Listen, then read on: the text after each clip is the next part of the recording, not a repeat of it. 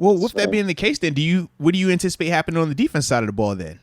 Obviously, we know Brian Flores, man. It's only a matter of time. It seems like before he, is going to get a job somewhere else with, the Browns and obviously the head coaching interest from the Cardinals. How do you move forward with that situation there?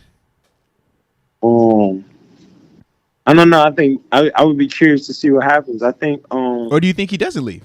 Because I was assuming, but he could be. Yeah, he could be staying. What you think? I think you got to see what happens. I don't think you can hold Flores too long in there.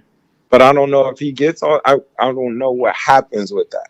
Like, is that whole thing gone away? Like, is he? You see what I mean? Like, because he still got the lawsuit going. Yeah. Does he get offers to be a D coordinator? Does he get those other offers? Well, because I see the Browns, they got an interview. The Browns went to interview him for the DC spot, and then Cardinals interviewed him or want to interview him for the head coaching spot. And did he get the offer though? Yeah, I guess not, because they went with Schwartz. You see what I mean? Like, I think it'd be curious to see what offers he gets. Like, I get the interviews. I'd be curious to see what offers he gets too. So, Fair enough. I think that'll tell a lot more. Like, I think if he gets offers to leave and it's something that he wants, I think he leaves. I'm sure he likes Pittsburgh a lot. I feel like he fits, man. I think he's I think he fits what we need, man. I thought it was a nice fit as well. I thought it looked good. I thought those linebackers playing well this year. I would agree. So he had people stepping up in roles. I like what he got in there. He got some talent in there in the future.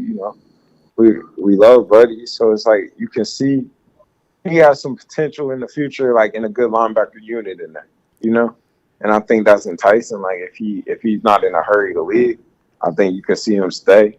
Now, would you consider making a change to his title? We obviously know Terrell Austin is the DC. Would you potentially make any shifts in that room in terms of those titles between those two guys if that meant keeping a Brian Flores? I think if it meant keeping him, yeah, I think so. But I don't see that happening.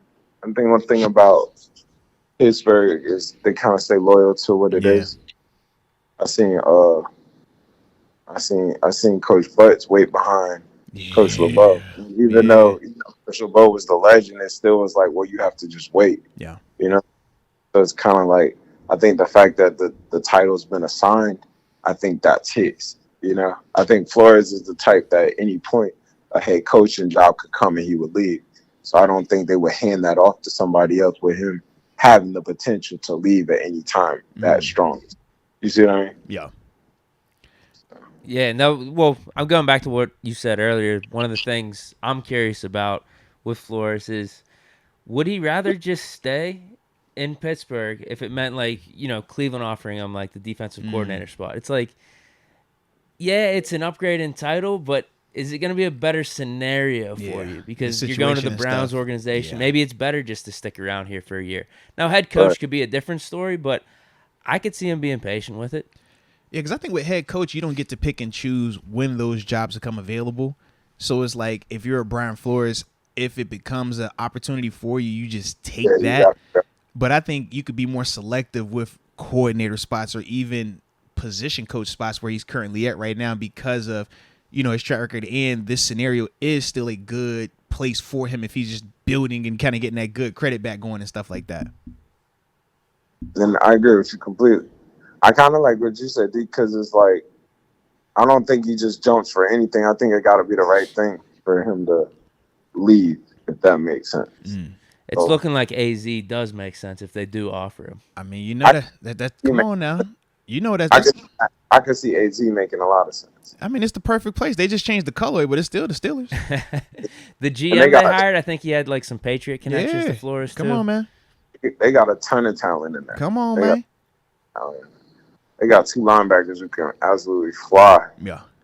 They got two corners, super athletic. They got a ton of. They got pieces. Got pieces in there. So I think I do wonder that dynamic though, Brian Flores with like Kyler Murray, because I've seen like you think about how Kyler and Kingsbury would go at it and stuff. Flores don't strike me as that type of coach, man. Yeah. I